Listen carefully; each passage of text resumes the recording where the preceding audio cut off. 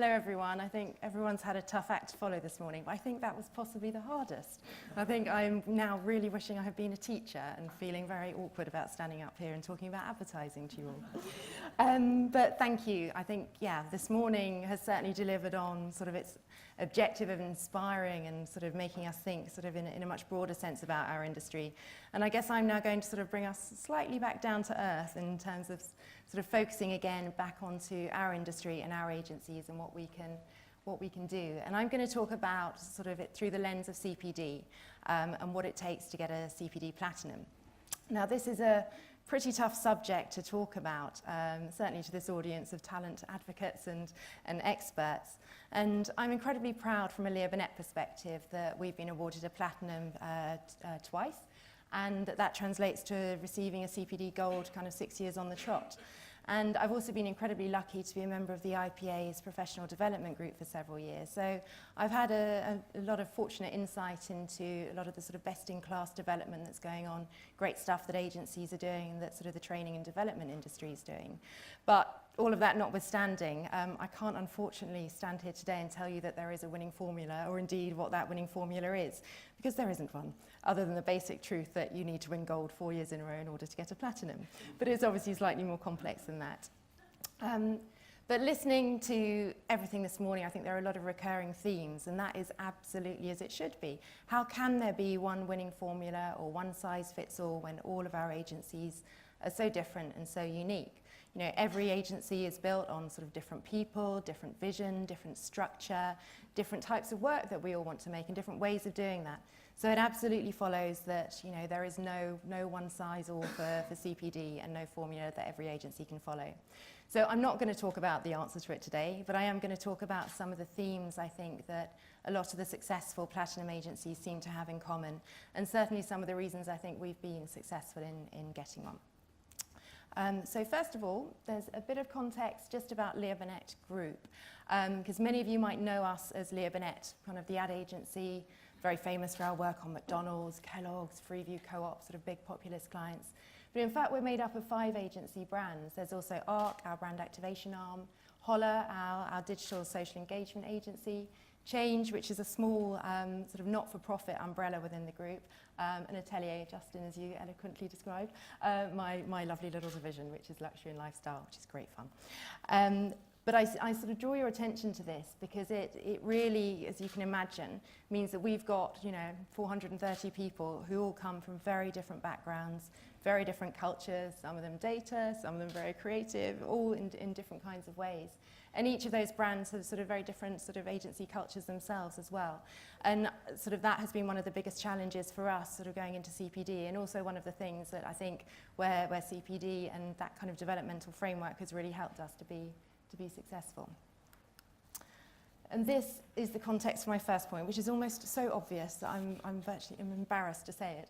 But CPD should deliver your business objectives, and all too often it just doesn't, or isn't designed to well enough.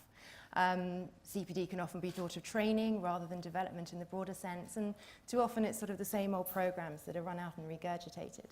But if, as we found, you spend a bit of time working out your core business needs, and for us that was very much, you know, how do we get this group of people to collaborate, to integrate, to work together in effective teams, and how do we deliver our creative vision? You know, we talk a lot about popularity rather than brand fame. How do we make brands popular and give them sort of enduring success?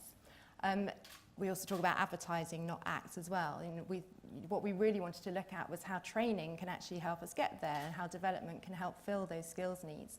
So going back to our business objectives helped us to define where our program could actually develop. And for us, we found it was really helpful to develop a framework. We broke down the different elements we thought that would help people to deliver the kind of work we wanted to deliver. And we called that the 4 Cs: craftsman, citizen, champion, and child. And we've actually sort of built that through our whole recruitment process, our training, our job specs, our evaluation, our inductions. And that's very much the language that people within the business kind of use. And it's been a great unifier kind of all these different sort of cultures and backgrounds as well. And also very helpful in enabling us to deliver for specific needs amongst specific groups as well. And this is something, making it very tangible, is something that the judges kind of thought helped us stand out. And one of the pieces of feedback we had was defining values is quite common. Living them to the extent it helps frame behaviour is quite rare. And it's really nice when you just hear people within the business kind of talking about themselves as, what I need to do to be a better child or a better champion. Also a bit weird, but never mind. Where are we? Ooh. So the second point, I'm afraid this is pretty obvious as well, but it just has to be said, and you will all know this kind of, absolutely, to its core. You have to have total buy-in and action from the top, because this is the way you get it all the way through your business. And now obviously half of you in the room are purely responsible for talent and people, and I'm sure you spend most of your day jobs kind of convincing kind of those around you in the business and your management teams to take it seriously. But I'd hazard a guess that you obviously kind of, the rest of you here have other business roles and responsibilities too. And of course anyone would have to be quite mad in this day and age not to admit to the importance of talent in the success of our business. But the key here is putting your money where your mouth is. And for example, Leah Burnett didn't have a talent strategy director at board level kind of before me. And creating that role, which some might have said was, foolish or at very best brave, given I had no HR background whatsoever, is testament to the belief in sort of training and development and creating a culture of success within the business. And we're really lucky that we have a leadership team who do really believe in it and have a view on it. Obviously, everybody having a view on it could make your day job a bit more complicated sometimes, but that's a great problem to have. And it means for us, we've got a senior team across the business that really teaches, mentors, invests their time and budget, obviously commitment, who sit on industry bodies and who take a very active role in evaluating and coaching the people around them. And on the coaching and retention point, on the coaching evaluation point, that really, really helps in terms of retention and really sort of growing our talent throughout the business. And the other benefit to having kind of this buy-in and action all the way from the top is that it means that everybody throughout the business gets the right training and development they need. I think it's been a familiar complaint and a very justifiable criticism of our agencies that training is all too often focused in the typical or expected areas, but making sure that the whole management team kind of buy into it means, for example, the creative department get as much kind of per capita training as account management or planning, and project management and production have kind of constant sort of formal evaluations kind of once a year and objective reviews and hopefully the ongoing feedback as well that Max was talking about at the beginning. And we genuinely believe that this is a helpful factor. It's not the sole factor clearly, but it really helps us in doing better work. And I think if you've got that belief there and it's linked back to your kind of your business objectives, then it helps create a culture where when you do win awards or you do win your new business, you can help attribute that back, and it creates a framework for you to evaluate. So the third point is long-term planning and investment. And of course, if you're going for a platinum, it is by definition long-term, it requires long-term planning and investment because you have to get your goal for 4 years. But it's tempting to think that this is just a reflection on spend and having an enormous training budget that, could keep a small agency afloat in salary costs for a year. But I really want to make the point that that is not the case. And I think, from our perspective, whilst we access as much external best-in-class training as we can afford, just in case there's anyone in the room who hadn't noticed, the IPA really do deliver a best-in-class CPD training program. But it's not just about packaging people off to training and feeling like you've done your bit, far from it. And in fact, our approach is only to use external training when we really can't do it ourselves internally, or where there's a really big value to the people doing it or to us in doing it with a sort of a broader group, more diverse group of people outside the agency, and making sure that our people are networking. And I think, the times, it's just like sort of the work we make as well. When you've got a tight brief, and the budgets are restrained, you quite often come up with your best ideas. And for us, that's very much the case in terms of training and development. And this is where people really are your best asset, not just in terms of making your business profitable, but also in terms of developing your own sort of and implementing your own training and development plans. You know, and if people see that your training and development is linked to the business goals that everybody understands, then they're much more willing to kind of to share their knowledge and experience and invest their time in training and developing others. And again, it's not just about training here, it's about inductions, it's evaluations, it's on-the-job developments, it's all the kinds of things that create the culture that the CPD Platinum judges are really looking for. So some examples of this from our perspective might be setting up peer-to-peer sort of peer group forums, discussion networks. You know, we've got a CSR volunteer network under the banner of Leo Love, which goes out sort of into sort of the local community and allows people to do things that they're really passionate about, whether that's going into schools or, you know, it's sort of going to a community centre to, you know, help redecorate sort of the creche. We have our own internal coach a few days a week, which has been amazing, and, you know, because we have somebody who's objective but who really gets to know the people within the agency and the different issues, and, you know, provide one-on-one coaching, not just as a sort of an intervention, but as something that's a very positive step to really get the most out of people's performance. And also, we're not ashamed to sort of beg, borrow and steal contacts, to invite people in to do talks, to host exhibitions. You know, it's literally anyone can think of that's going to create an atmosphere of creativity, of innovation, and that's going to get people talking, thinking and acting differently. And my fourth point is sort of a really, really important one, I think. It's sort of when you start to embed it in your culture. And I think this is the thing that perhaps helps convince sort of CPD judges that you are a real sort of platinum level agency, because it's something that's very hard to fake, and it's something that you just can't create overnight, because it does take time to build it into your culture. And our belief is that everyone within Leo Burnett should have access to the right development to progress in their career. And, you know, fortunately for us, it's a very long-held belief, and it's one that all of our heads of department and sort of agency heads hold very dear. And when you combine this with the ambition of reaching a CPD gold standard every year, then it becomes quite powerful, and you start to see sort of it starts to pay dividends in very real terms, because you see the benefits to the business. And I've got a few examples of this. The first one I want to talk about is TIE, which some of you may be familiar with. It's a program called the International Exchange, which we've loved for a very long time. And basically, we send somebody out to Brazil or to Malawi for a month, and they work with an NGO and help sort of solve a business issue, and they're sort of on their own, kind of out there sort of doing things for the first time, pretty much on their own, without the support structure of an agency. So it's amazing leadership and personal development training.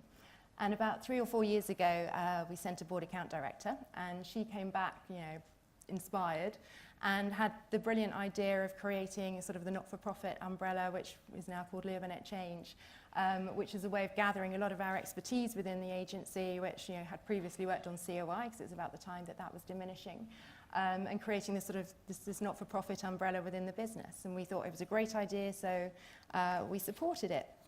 And as a result, the two founders sort of went on this year to win sort of campaign IPA Women of Tomorrow Awards, which was absolutely brilliant for them. But from a business perspective, there had to be someone this would happen to. There we are. Oh, could we go back one, please? Thank you. From a sort of a business perspective, it's really started to pay dividends, you know, in terms of creative awards, new business wins. Change were responsible this year for the RNLI campaign, which has won kind of awards left, right, centre.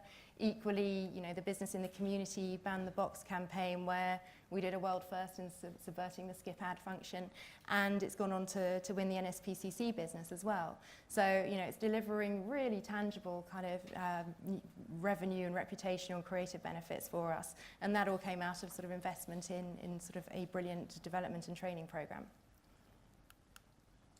The second example of this is sort of grad recruitment on a much smaller scale than Claire was talking about. And this is our grad recruitment programme called the Foundry. And each year we ask our planning, account management and creative grads to come to us with a business idea of how they could improve the business kind of 100 days in. And again, about sort of 3 years ago, I think, they came to us with an idea of setting up their own agency called the Foundry. So as soon as they came in, they weren't going through kind of the usual kind of training, then sort of moving on to their business. But from day one, alongside that, they were responsible for their own micro agency that was going out and pitching and winning clients and creating their own work, and doing that alongside sort of learning on the bigger pieces of business. You know, that's just, you know, a great recruitment tool, but it's also one of the signs that, there's an entrepreneurial spirit that is sort of alive and well and is being fostered, and it's now becoming again sort of a virtuous circle as each year of grads kind of invest in the next. And this has actually spurned one other initiative, which I'm just going to mention briefly because it makes me very happy. As a result of this, kind of the account execs pitched together and came to us with an idea of totally redoing our work experience program. Now, you can say there's nothing revolutionary in a work experience program. There are only so many ways you can do it. But it was the fact that they wanted to run it all themselves. They wanted to be responsible for recruiting, for interviewing, finding out who was going to be the right people, the next generation of people to come into the business. And it just made me very happy that our newest and most junior level of the business, they were taking development so seriously that they wanted to come up with their own way of getting their hands on people so they could kind of improve their own sort of developmental skills. And whilst, the fierce debate on sort of ROI on training, I'm sure will always rage, when you have initiatives like this that are, delivering such tangible benefits to the business, you find you just don't need to kind of justify your investment in terms of training spend and, time given to development and reinventing your induction process, because it just becomes part and parcel of the business and part of the parcel of the way your agency works, and from that, other great things arise. My final point, which is, I suppose, sort of the gutting point about winning all awards, is that once you do it once, there's absolutely no guarantee you'll do it again. So, there's no bed of laurels that we can sort of go back and rest on and, relax about. But having, I suppose, the ambition and the goal of winning a CPD Gold again each year creates a brilliant rallying cry internally for the agency. And again, it really forces you to go back and examine what you've achieved, how far kind of you have delivered in terms of your business goals. And again, what the new skills gap is, what the new change that's required really is. And it forces you to innovate, which can only be a good thing for our agencies. But being fresh and innovative doesn't mean you have to reinvent your program every year. It just means getting better at it, I think. It's just about sort of thinking more laterally. It's about being braver with experimenting kind of with what you do. And, one of the biggest experiments over the last couple of years that we've done is actually sort of being a lot more holistic in our approach to kind of what training and development means. So we introducing things like mindfulness, which, just had the most phenomenal take-up, introducing sort of parenting workshops for people. One of the things we've been doing over this year, which is obviously a sort of hot topic we mentioned at the beginning, is introducing a women's network across all the Publicist Group agencies as well. So that's taking a slightly different approach to training, sort of not just being within our own confines, but also looking outside as well to see where we can join together. We will be sort of bigger and stronger. And it can just be mixing things up again. We've run sort of Myers-Briggs programs for PAs, which I don't think sort of any other PA had ever come across before. Or, setting up, secret cinema style creative inspiration programs run by account people. So it's about just sort of mixing up the formats and spotting needs and making things happen. So just to wrap up, there is no magic formula, but I think that's a good thing for all of us. I don't think any of us like being told what to do or how to do it, so we should all forge our own way and do what works best for our agencies. And spending time working out what your agency needs and making people care is just, a great place to start. I think, like all things worth doing, it takes a huge amount of commitment and it takes a huge amount of determination, particularly from the core people who are driving it. And I will not lie, the submission is a huge amount of work. So whoever is pulling that together on your behalf, you have to make sure you take them out for a very large lunch and say a very big thank you. But the rewards, I think, for the agency are very real and very tangible. And, firstly, in terms of morale for the people who are working there, it's such a powerful thing to say that you're working at an agency which is one of 13 that has been recognised as the best agency in the UK to develop your career. And it's also an incredibly powerful message in terms of recruitment and saying that to candidates who are choosing between sort of agencies, often on sort of quite superficial differences. And not forgetting clients as well. It's obviously, not something they just expect us to do, but being able to say that we do it to this level and we take it this seriously and we're absolutely changing our model so that we can reflect yours and improve yours is obviously something that we shouldn't dismiss. And I think, just my final point is there is nothing to lose by trying, because your agency will only be a richer place and your people will only be better people for you spending more time on their development and their training. Thank you. Sarah, thank you very much.